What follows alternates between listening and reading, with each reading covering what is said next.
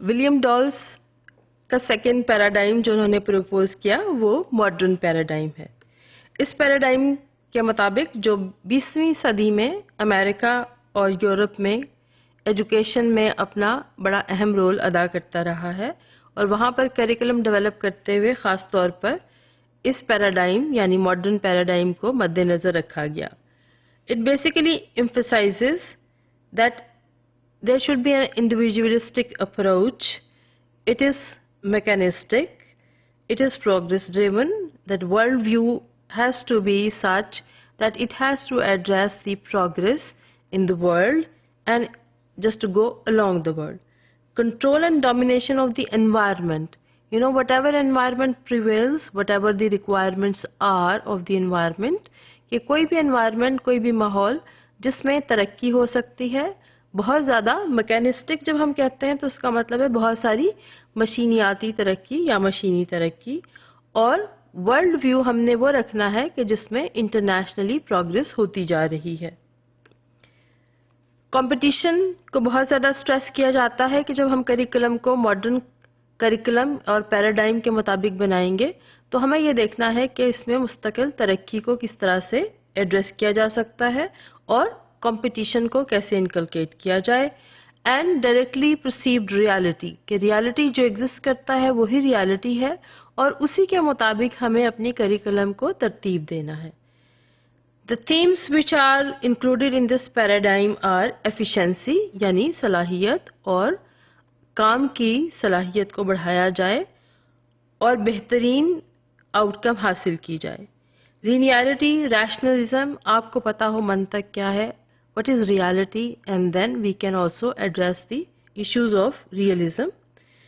Empirical knowledge ہمیں research کرنے کی اور بچوں میں ریسرچ کرنے کی صلاحیت پیدا ہو. جب آپ اس کریکولم کا بنائیں گے تو ہم نے امپیریکل نالج یعنی آپ ڈیٹا کیسے کلیکٹ کریں گے اور اس کو کس طرح سے اینالائز کریں گے اور انٹرپریٹ کریں گے بیسک تھیم میں شامل ہے.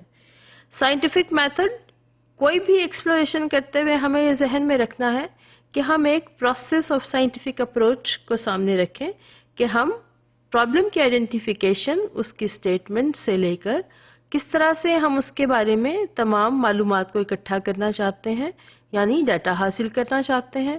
کس طرح سے ہم اس ڈیٹا کو اینالائز کرنا چاہتے ہیں, ہم اس کو کلاسیفائی کیسے کریں گے, کیسے ڈیٹا کو گروپ کریں گے اور پھر انالیسس کے بعد ہم اس میں سے کیا نتائج کو اخذ کرتے ہیں. یہ تمام چیزیں بیسک تھیمز میں شامل ہیں. ہمیں پتا ہو ہماری جو آؤٹ کم نکلے گی یا ہماری جو فائنل ریزلٹس ہیں یا جو بھی ہم انفر کرنا چاہتے ہیں یا کنکلوڈ کرنا چاہتے ہیں کسی بھی سائنٹیفک اسٹڈی سے وہ ہمیں معلوم ہو اور اسٹینڈرڈائز انفارمیشن ہو. کوئی بھی انفارمیشن ویگ نہ ہو, کسی قسم کی سبجیکٹیوٹی نہ ہو. سو اس کے بیسک تھیمز میں یہ شامل ہے کہ ہم نے یہ دیکھنا ہے کہ آپ ایک ریشنل طریقے سے کام کریں, آپ کو معلوم ہو کہ آپ نے نالج اکٹھا کیا ہے تو وہ تمام امپیریکل نالج ہے. ہم نے سائنٹیفک اپروچ کو فالو کرتے ہوئے کچھ معلومات کو اکٹھا کیا اور پھر ہمیں اس سے کچھ کنکلوڈ کرنے کا موقع ملا اور یہ تمام انفارمیشن بیسیکلی اسٹینڈرڈائز ہے. جب ہم اس کے بیسک فوکس کی بات کرتے ہیں تو ماڈرن پیراڈائم کے مطابق دس از بیسیکلی انجینئرڈ یعنی آپ نے اس کو خود بنایا ہوا ہے. ہمارے کچھ گول ہیں جو ہم نے اچیو کرنے ہیں. جب تک ہمارے یہ گولز یا ایمز نہیں ہوں گے ہم اس کریکولم کو نہیں بنا سکتے یا اس فریم ورک کو فالو نہیں کر سکتے. لہٰذا اس فریم ورک میں رہتے ہوئے آپ کو پہلے پرپزز یا گولز کو آئیڈینٹیفائی کرنا ہے اور اسی کے مطابق آپ نے تمام ایکٹیویٹیز کو ترتیب دینا ہے. سیگمنٹڈ یعنی مختلف چھوٹے چھوٹے ٹکڑوں کی فارم میں ہوگا کہ کوئی ایک بڑا تھیم یا بڑا گول نہیں ہو سکتا. ہمیں معلوم ہو کہ اگر ہمارا ایک میجر گول ہے تو اس میں سے ہمارے مائنر گولز یا چھوٹے چھوٹے گولز کون سے ہوں گے جس کی اچیومنٹ کے لیے ہمیں کریکولم کو ترتیب دینا ہے. کریکولم مختلف ڈسپلنز کے بارے میں ہوگا. اس پیراڈائم یا اس فریم ورک کے مطابق کریکولم جو بنے گا وہ ہمارا ود گولز ہوگا, خود سے بنایا گیا ہوگا اور ان گولز کو اچیو کرنے کے لیے ہمیں چھوٹے چھوٹے مقاصد یا آبجیکٹیوز کو آئیڈینٹیفائی کرنا پڑے گا، اور اس میں ہم مختلف ڈسپلنز پڑھائیں گے۔ بہت اوقات میں یہ ہوا کہ ایسے لگتا ہے کہ جیسے اس فریم ورک کے مطابق بچہ یا اسٹوڈنٹ ایک را مٹیریل ہے جس کو آپ کسی بھی طرح سے مولڈ کر سکتے ہیں، یا آپ اس میں کسی بھی طرح کی تبدیلی لا سکتے ہیں، یعنی آپ اس کو کچھ بھی نالج دے سکتے ہیں، اس میں کچھ بھی مہارتیں انکلکیٹ کر سکتے ہیں، یا کچھ بھی بیہیویئرز آپ پیدا کر سکتے ہیں، اور آپ اس کو بالکل ایک مشین سے بنائی ہوئی چیز کی طرح سے مولڈ کر سکتے ہیں، سو دیٹ وہ آپ کی سوسائٹی یا آپ کی انڈسٹری کے لیے اتنا ہی یوزفل ہو سکے